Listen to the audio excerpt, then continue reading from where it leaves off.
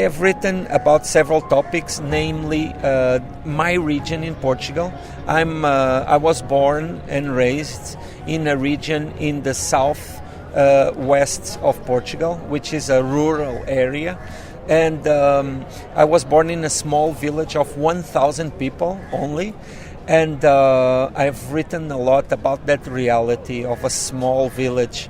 But also I've written about themes that are extremely universal. And that is the case of that little book, You Died on Me, such as family, which is a theme that I have written a lot in my novels and also in my poetry even.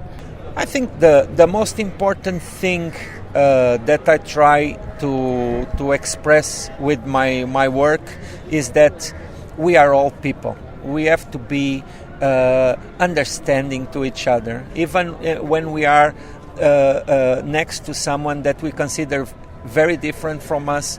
I think the first approach should be to have the generosity to discover the other and to try to understand him in a certain way. So the first message, if I could put it that way, of what I write is like of humanity. Of a humanitarian message, because I think that we all share human nature, and that is like the main theme of all literature. Who is your favorite novelist ever? It's very difficult to choose one novelist. There are a number of Portuguese authors that are very important to me, also because these authors wrote in my language, and when that happens, when you read in your own language, then it's very special, because words, as you know, are very sensitive. They sometimes try to capture something that is very frail, and you need all the knowledge of the language to capture that. And there is an incredible Portuguese poet called Fernando Pessoa, which is very dear to me.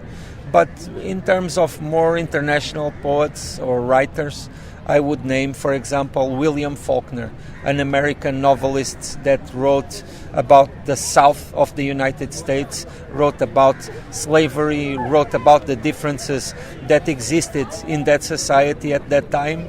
And it's a metaphor that still makes sense even today. Politics cannot be separated from literature or from art. There is always a political reading to every text, and the person who writes the text can be either conscious or unconscious about it. I feel that what's interesting is to find that conscience and to have like a purpose when you are writing, and of course to have an intention also regarding that level of reading of the text. But still, I'm not so sure today, maybe because I'm a product of my time, that as an author I can shape the interpretation of, and in this case, the political interpretation of the text. Sometimes the same text will give place to completely different interpretations, and probably both of those interpretations are correct and can be defended. So what I feel is that as an author, there is a big power in terms of in political and social aspects to choose a certain subject. That is an incredible, that is powerful, but not to shape the interpretation that others will do, because sometimes that idea takes away something that is very important in literature, which is to give the other the freedom to interpret and to be present in the literary work. But still, At the same time, I'm very optimistic, and I feel that literature really contributes to political and social change, and for the better. Because, as I was saying before, I feel that this humanist vision of literature is part of literature itself. Because literature is something that is done by one person to another person. It's totally human. Language, it's also a human subject. And at the same time, I feel that when writing, what we aim, what we try to reach, is these things that exist in everybody, that are part of human nature. Things that can be understood in Portugal, where I'm from, here in Pakistan, even though cultures are completely different.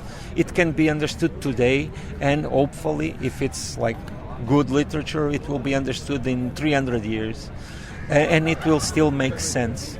And so I feel that even if sometimes we believe that not so many people are reading, because of course books have been and still are something that touches only some of privileged, but still I feel that ideas spread through different shapes. Sometimes they are in books, but then those that read them, they communicate them in different shapes, and in a certain way they make humanity move forward. We live in